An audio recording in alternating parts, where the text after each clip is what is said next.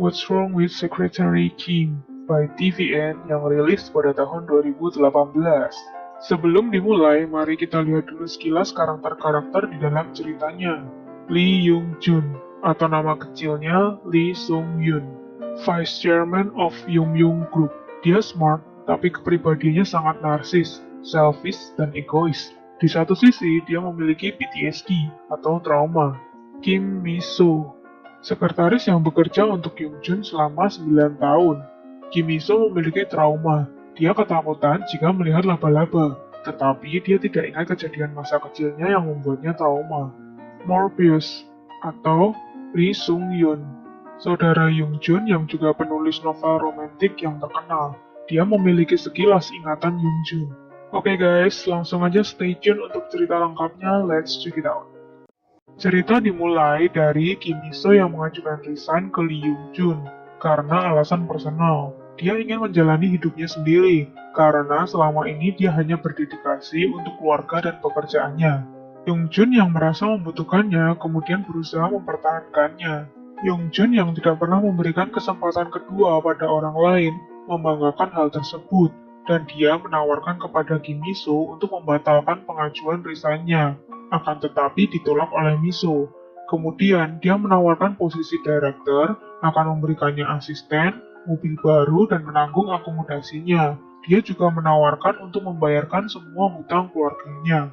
Selain itu, dia mengingatkan Kim Mi-soo bahwa dia akan sulit menemukan bos seperfect dirinya, tetapi semua hal itu tidak bisa membujuknya. Kemudian, Young Jun berpikir ulang dan mengira itu semua karena Mi-soo menyukainya. Kemudian, dia memberikannya bunga, padahal Mi-soo alergi terhadap bunga. Young Jun selama ini hanya memperhatikan dirinya sendiri dan tidak mengetahui hal itu. Walaupun Kim Mi-soo sudah bekerja bersamanya selama 9 tahun. Kemudian Young Jun dan Kim Mi-soo berantem saat interview kandidat baru yang memiliki family name sama dengannya, Kim Ji-ah. Young Jun langsung meng-hire kandidat baru tersebut untuk memanas-manasin Kim Mi-soo. Mi-soo akhirnya menjelaskan bahwa dia ingin memiliki hidupnya sendiri, mulai dating dan get married. Selama ini dia tidak pernah punya waktu karena harus selalu standby untuk pekerjaannya. Kemudian, Young Jun malah menjawab bahwa dia yang akan menikah dengannya. Kim Mi-soo malah mengiranya sedang mabuk dan Young Jun merasa tertolak. Mi-soo yang mulai handover pekerjaannya ke Kim Ji-ah mulai mengingat saat-saat awal dia menjadi sekretaris Young Jun dan sudah membuat banyak kesalahan. Mereka sempat bertengkar dan sekretaris Kim mengatakan akan berhenti. Tetapi, Young Jun tidak memecatnya dan Mi-soo masih membutuhkan pekerjaannya karena dia menanggung hutang keluarga dan biaya pendidikan saudara-saudaranya. Young Jun yang berusaha mendekatinya lagi kemudian datang saat tim dinner. Young Jun malah membahas pekerjaan dan merusak suasana. Saat Kim Mi-soo sengaja mengalihkannya dengan menyarankan Young Jun untuk pulang, Kim Ji-ah yang masih polos malah menyebutkan kalau masih ada ronde kedua karaoke. Young Jun yang mendengarnya mengatakan akan ikut dengan mereka dan semuanya kesal. Young Jun yang tidak suka dengan tempat karaoke yang di-booking oleh tim, lalu memesan tempat karaoke di Jongdam-dong dan berusaha menyenangkan Kim Mi-soo. Pada saat dia mengantarkan Mi-soo pulang, Young Jun dengan arogan membanggakan hal yang sudah dilakukannya dan menimbaknya. Kim Mi-soo lalu menolaknya karena Young Jun bukan tipenya. Kemudian saat Young Jun menanyakan lebih lanjut, Kim Mi-soo menumpahkan kekesalannya bahwa dia stres menghadapi Young Jun yang narsis, selfish, dan egois selama 9 tahun. Young Jun menjawabnya kalau Kim Mi-soo tidak pernah bilang kalau dia tidak mau melakukannya, karena Young Jun tidak pernah menyuruh apapun yang memang tidak mau dilakukannya. Mi-soo menekankan kembali dia hanya ingin bersama dengan normal guy, sedangkan Young Jun adalah tipe yang selfish dan egois. Young Jun mengatakan bahwa hanya ada 2 orang yang tidak boleh mengatainya egois, yaitu saudaranya dan Kim Mi-soo. Kim Mi-soo tidak mengerti maksudnya. Kemudian Young Jun menyetujui resign-nya dan memberikan waktu sebulan untuk handover ke penggantinya.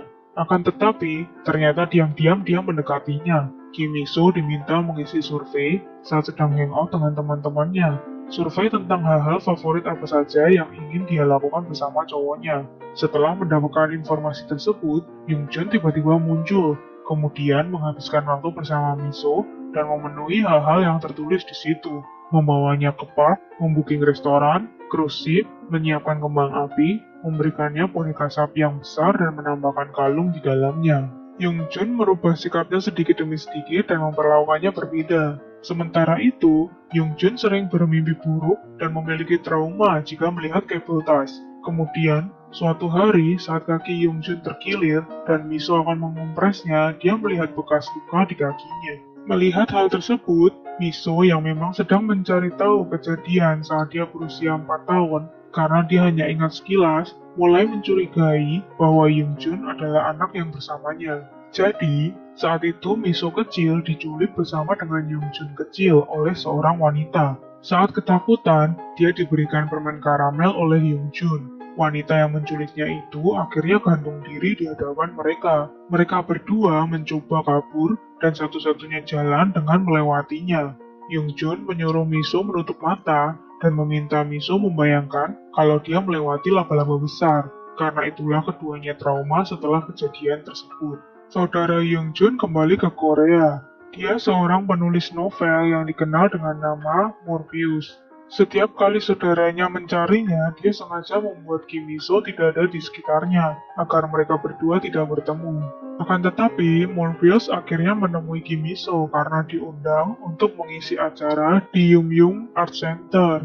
Dan saat Miso mendengar bahwa Morpheus pernah diculik saat masih kecil, dia menanyakan hal tersebut dan mendengar ceritanya. Miso menjadi bingung karena ceritanya sama dengan Yongjun, memori yang sama. Yongjun yang melihat mereka berdua akhirnya membiarkan Morpheus mendekati Miso. Suatu hari saat Miso ada di ruang baca Yongjun, dia menemukan file kandidat pada saat rekrutmen 9 tahun yang lalu. Kandidat lain jauh melebihi kualifikasinya, tapi kenapa dirinya yang dipilih? Yongjun berbohong dengan mengatakan bahwa dia butuh orang yang kualifikasinya minimum agar tidak dijadikan mata-mata oleh perusahaan lain atau mengundurkan diri. Padahal, sebenarnya Yongjun sudah mengenalinya saat Miso masuk ke perusahaannya sebagai pekerja temporary. Dia yang menyuruh atasan Miso saat itu untuk membujuknya apply posisi sekretaris dan sengaja merekrutnya agar bisa bersamanya. Morpheus dan Miso sering bertemu dan berusaha mendapatkan memori yang hilang. Yongjun kesal mendengar mereka semakin akrab, kemudian Yongjun menembaknya lagi dan ditolak. Saat tim mereka sedang outing, Yongjun sengaja datang bergabung untuk merubah pikiran Miso dan malah merusak suasana workshop tim yang awalnya berniat untuk bersenang-senang. Kemudian, saat mereka melakukan permainan dan dibagi ke dalam tim, Yongjun bersama Miso berteduh menghindari hujan karena Yongjun mudah terkena flu. Di tempat itu, Miso ketakutan melihat laba-laba dan Yongjun segera menyingkirkannya, lalu memberikannya permen karamel agar lebih tenang. Miso semakin bingung karena merasa Yongjunlah anak yang bersamanya saat kecil, tetapi memorinya ada di Morpheus. Kemudian ibu Yongjun yang mengetahui bahwa Miso diculik bersama dengan anaknya, lalu memanggilnya datang, dan Miso menceritakan kejadian saat itu. Ibu Yongjun emosional mendengarnya dan tidak sengaja menyebutkan nama Hyun dan menanyakan kondisi saat itu karena anaknya mudah terkena flu. Miso semakin curiga setelah mengkonfirmasi bahwa Morpheus justru sebaliknya, suka dengan winter dan tidak mudah terkena flu. Pada saat Morpheus confess di depan publik bahwa dia menemukan anak perempuan yang bersamanya saat diculik, Yongjun yang melihatnya langsung keluar dan Miso mengejarnya. Miso tidak mau Yongjun salah paham dan menjauhinya lagi. Jadi, akhirnya Miso mengatakan bahwa dia menyukainya, dan mereka mulai bersama. Suatu hari, saat mereka sedang jalan, Miso yang ingat obrolannya dengan ibu Yongjun mencoba mengetes Yongjun saat sedang istirahat sebentar.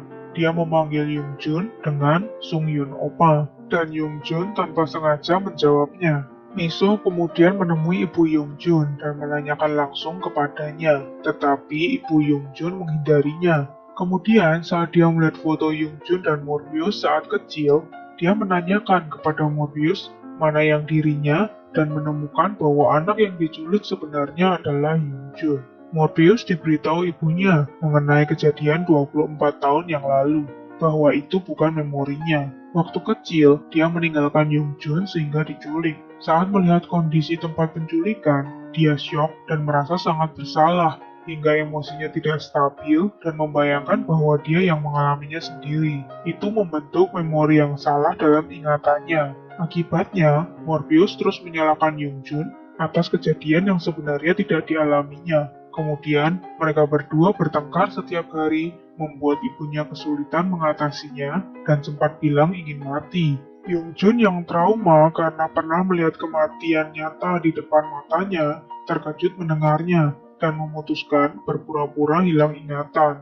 Morbius kemudian menemui Miso yang sedang di acara launching untuk mengkonfirmasi ingatannya yang salah. Saat itu muncul Sho yang mengingatkan Miso akan trauma masa kecilnya saat melihat orang gantung diri dan mengembalikan semua memorinya. Miso yang syok kemudian pingsan. Saat terbangun di rumah sakit, Miso menanyakan langsung ke Yoongjun kalau dia tahu sebenarnya Yoongjun hanya berpura-pura hilang ingatan. Dia mengatakan bahwa sekarang ingatannya sudah kembali semua dan protes ke Yoongjun kenapa dia menyembunyikannya. Karena kejadian tersebut membuat Yoongjun sendiri trauma, jadi sebenarnya dia tidak mau Miso mengingatnya. Kemudian mereka bersama. Yoongjun berencana untuk memproposnya, tetapi sulit mendapatkan ide karena sudah pernah membooking restoran, menyiapkan the best champagne, tapi gagal. Menyewa seluruh Yum Land sudah pernah dilakukan. Mempropos saat daily mood sudah berkali-kali, dan saat itu dia ditolak berkali-kali. Kemudian, dia berencana memproposnya di Las Vegas, tetapi tidak jadi karena Miso tidak bisa meninggalkan pekerjaannya. Kemudian, Yoongjun disarankan oleh Morbius. Dia tidak perlu mengcopy cara yang lain saat propose ataupun show off, tetapi fokus pada Miso, apa yang paling disukainya, dan hal terbaik apa yang ingin dia berikan kepadanya. Saat itu dipikirkan, maka akan ada jawabannya. Lalu, Yoongjun menyiapkan fire pit, permen karamel kesukaan Miso, klasik proposal yang disiapkan sendiri olehnya, dan dengan stylenya. Akhirnya, mereka mempersiapkan pernikahannya dan menikah.